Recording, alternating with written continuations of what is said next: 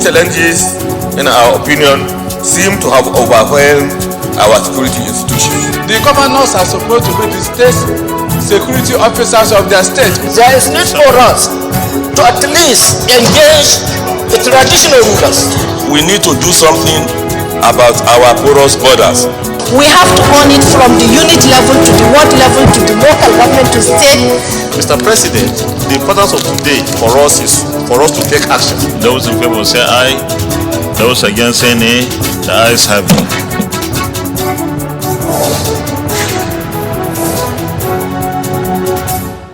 We are not going to support this concessioning, and even if someone tries to, we will just reverse it.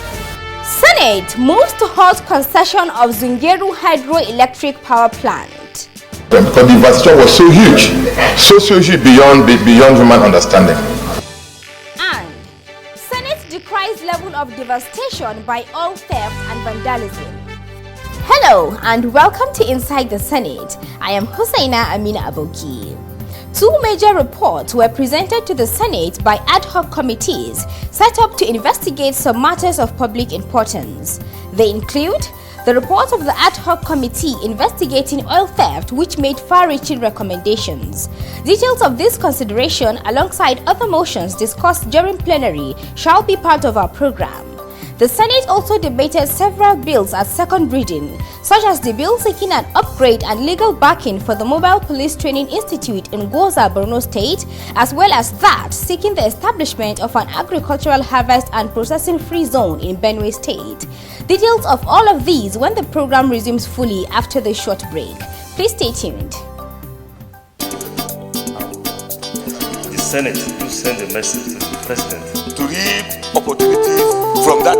To raise a matter of urgent public importance. And we are aware that when this particular motion comes up for a longer term development, arise to second the motion. Those in favor of this prayer say aye. Those against say nay. The ayes have it.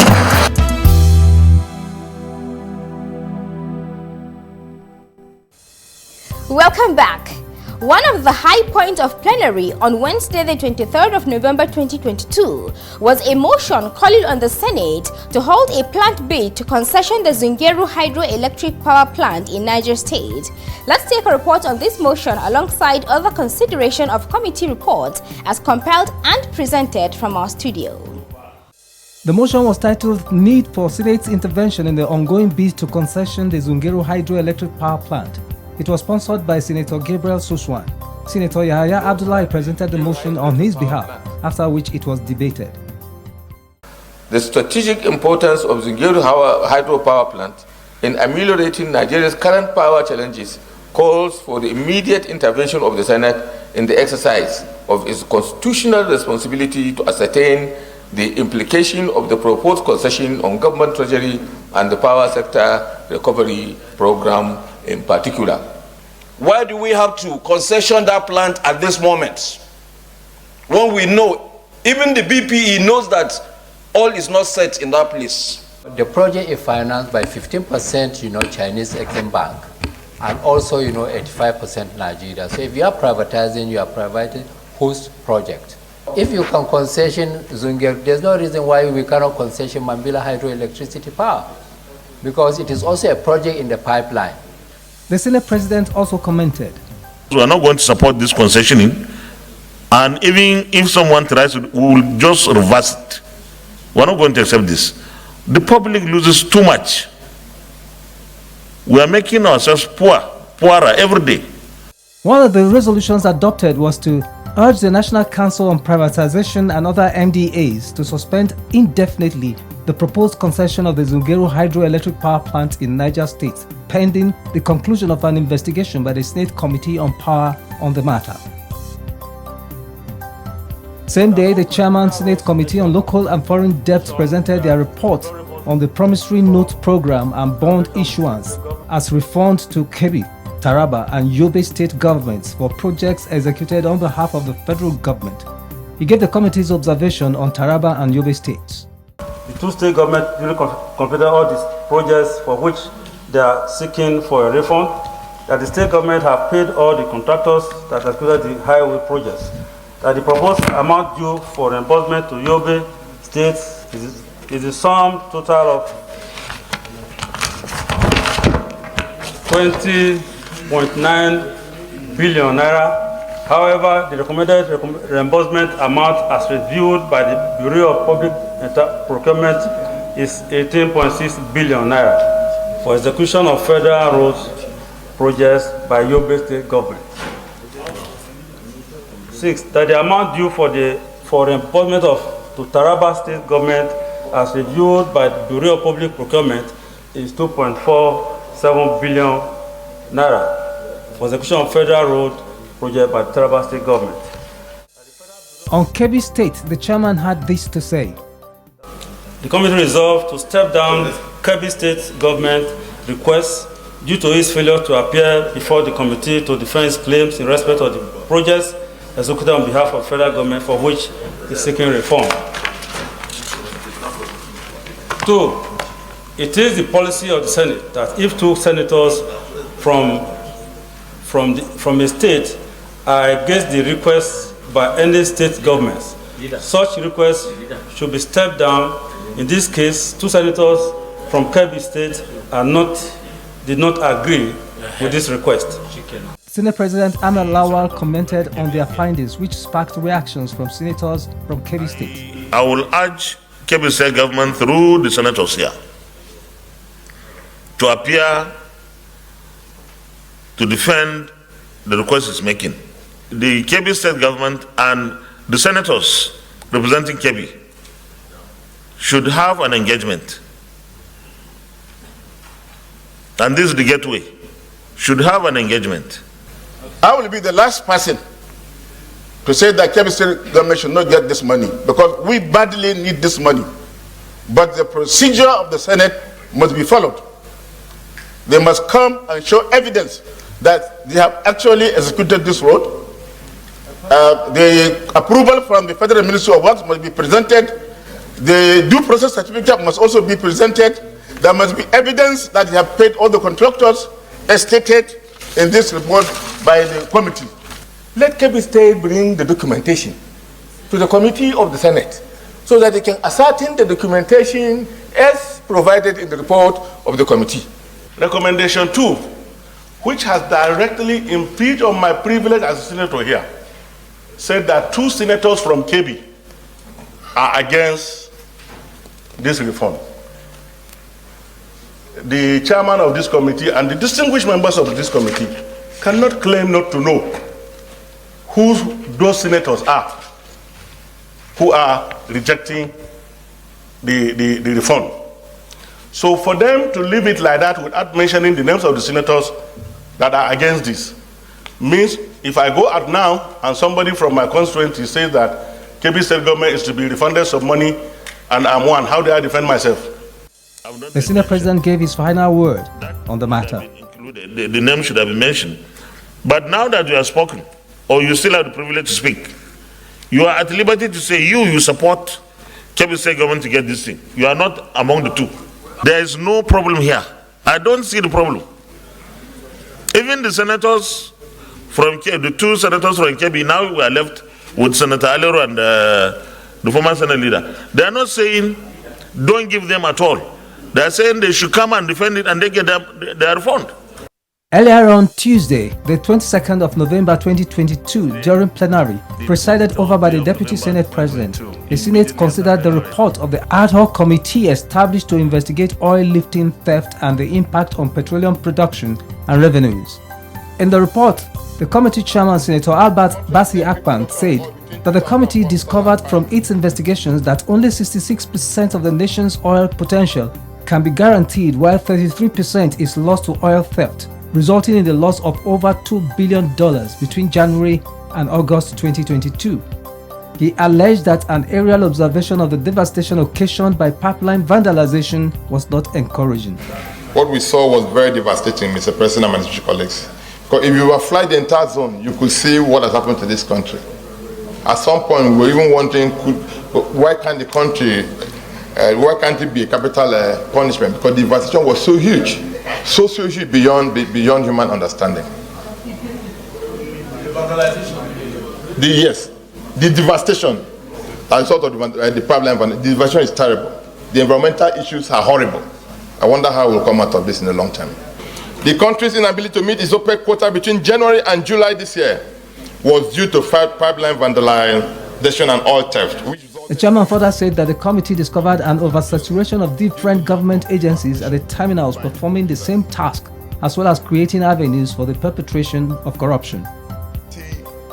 During comments on the report, committee members alleged that the NNPC is still assuming the mandates of the upstream, midstream and downstream petroleum sectors in contravention with the provisions of the Petroleum Industry Act, PIA, which confers on it the position of a company mandated to compete with other companies in the petroleum sector.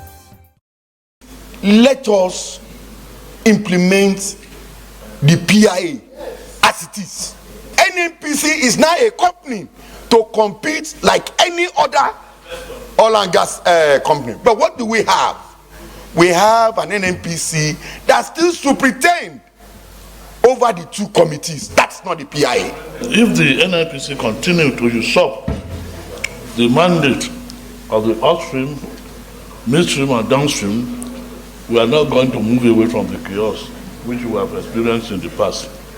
Others called for the deployment of technology. In Saudi Arabia, you have this real-time monitoring of the entire system. This is not rocket science. Why can't we employ the same technology here in this country? We must do this. Technology will help us to tell us, will help by telling us this is what your people are doing. So we need this technology for us to be able to proceed to where we want to get to. So I think that one of the things we need to correct in all the recommendations is to put timelines. So we need to give Bureau of Public Procurement timelines. A situation where procurement issues are staying 7 months, 8 months in the Bureau of Public Procurement is unacceptable. The committee gave 13 recommendations, with some of them being that Nigeria Upstream Petroleum Commission (NURPC) should resume full oversight of all the crude oil terminals in Nigeria. NURPC must ensure that all vessels coming into the Nigerian waters for the purpose of crude oil lifting must adhere strictly with the cargo declaration laws in collaboration with the Nigerian Navy, and that there should be an immediate streamlining of the agencies present at the terminals in line with the relevant provisions of the PIA. The report was adopted. With those reports, we pause to take a break for our notebook segment. More reports coming up after the break. Don't go away.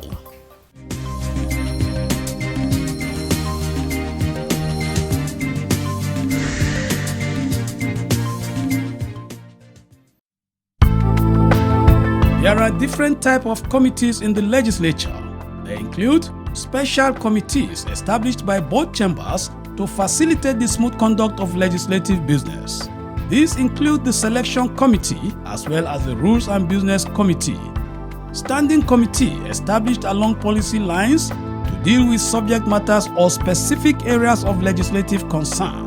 There are also the Ad-hoc committees, which, as the name implies, are set up to address specific issues as the need arises.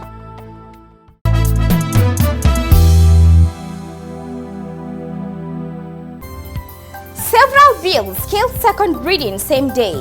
One of them was the Nigeria Police Special Forces and the Nigeria Police Special Forces Training School, Liman Karagoza, and its Governing Council Establishment Bill 2022, sponsored by Senator Ali Ndume. Stand by for a report on this bill alongside others considered by the Senate.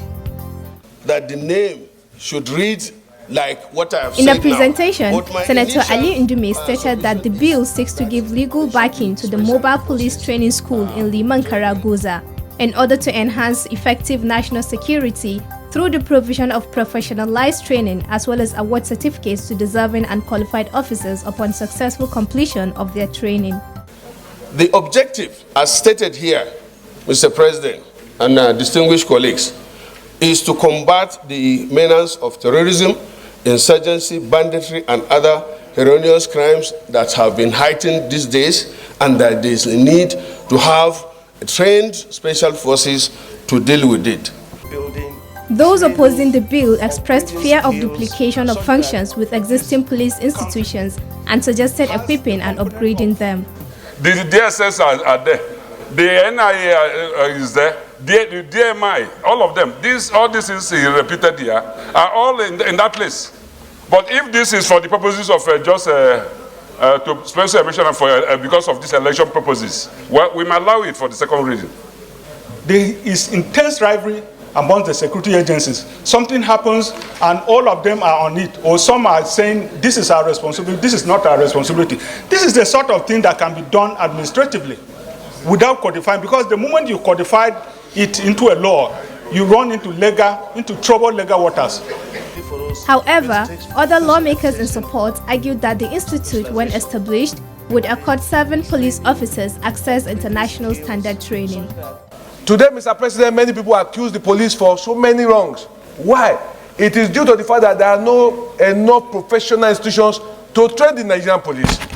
I think, Mr. President, that this bill deserves the support of all of us and all other requests that will make the Nigerian police to be effective. If attention is given to the institution in Goza today, I believe the crisis that we're encountering at that area would have been minimized. If we get a specialized institution approved and backed by the law, it will go a long way in solving our insecurity, the whole country. I think in this country we need a meaningful police reform. When we reform Nigerian police, this beautiful idea of having special forces will be part of it. With this, the bill scaled second reading and was referred to the Committee on Police Affairs to report back in 4 weeks. Also read a second time is the Nigerian Agricultural Harvest and Processing Free Zone Ataganyi Benue State Establishment Bill 2022, sponsored by Senator Abba Moru. The establishment of the Nigerian Agricultural Harvest and Processing Free Zone at Ataganyi Benue State will augment the value chain commodities across the country, which will entail the development and operation of agricultural industrial processing clusters in the zone. The Federal Ministry of Agriculture has already launched a program on the creation of these agricultural processing zones across the country. This particular program has already taken off. It has the backing of Islamic Development Bank, it has the backing of African Development Bank, and also has the backing of the Nigerian state. If you go now to Benue, oranges are everywhere, and there is no industries put in place to take care of that, to convert this into drinks. So I'm in support that this bill be read the second time. After second reading, the bill was referred to the Senate Committee on Agriculture and Rural Development to report back in 4 weeks. Meanwhile, Senate President Ahmed Lawan has described the Nigerian legislature as the most misunderstood tier of government. He stated this on Thursday, the 24th of November 2022 at the grand finale of the 7th National Quiz Competition organized for Nigerian senior secondary schools by the Nigerian Institute of Legislative and Democratic Studies, NILDS. Those of us in the legislature often complain that this is one arm of government, in fact, the only arm of government that is not sufficiently understood and supported by the Nigerian public. But with this kind of quiz competitions, and of course NERDC is here, maybe civic education at both basic and secondary schools level, teaching democracy and what we practice here, I'm sure Nigerians will understand because they would like to participate. Speaker Femi Gbajabiamila, who was represented at the occasion by the chairman, House Committee on Intergovernmental Affairs, spoke on the importance of the competition to the young.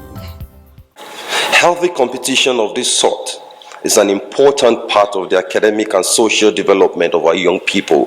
Through this competition and others like it, we raise a generation of people able to hold their own and perform gracefully under pressure. Young people also learn to be gracious in victory and honorable in defeat, all of these are helpful lessons for the future. In his welcome address, the Director General of NILS, Professor Abubakar Suleiman, spoke on the potentials of the quiz competition on the participants. One way of engaging children very early in their development is through civic education, which can be an important and effective tool that facilitates the participation of citizens in democratic and development processes. The Institute believes that initiatives such as these are a key part in engaging young people, encouraging their development, and enabling them to engage and be involved in both the political and leadership processes, if not now, later in their lives. The quiz master and veteran broadcaster, Mr. Muhammadu Kudu Abubakar, gave an insight into the quiz itself. The school with the highest point in the third round will be the top school and the national champion. This computation of highest points is strictly from the questions answered in the third round. Any violation will result in a caution in the first instance and disqualification subsequently. This is to be determined by the quizmaster. Question 100. Question 100. 7 schools, amongst them 2 public and 5 private schools, participated in the competition, which was well attended by students, teachers, parents, alongside other stakeholders. After a grueling session, Top Faith International Secondary School, Patak, Akwa Ibom State, emerged as the overall champion. They received their trophy from the chairman, Senate Committee on Appropriations, Senator Barrow Jibrin.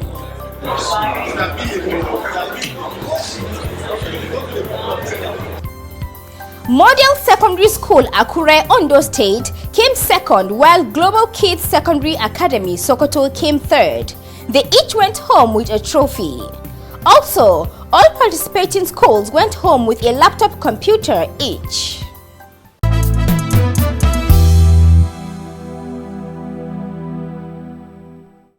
And with that, we move on to our profile segment. Stand by for our Senator of the Week.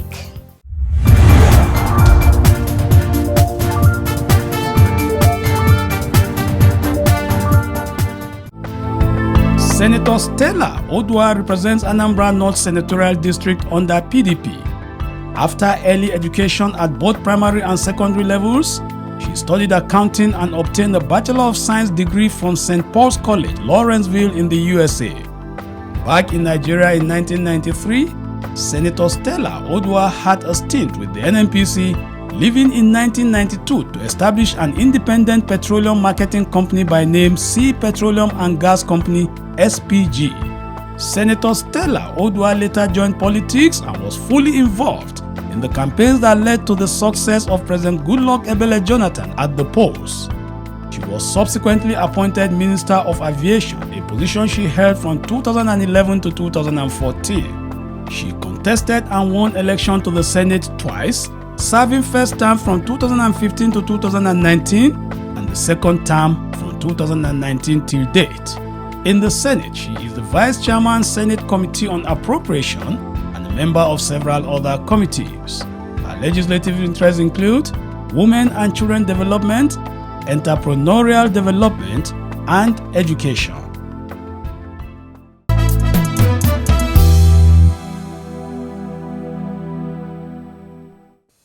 This brings us to the end of this episode of Inside the Senate. Join us again for another edition of the program. Thanks for watching.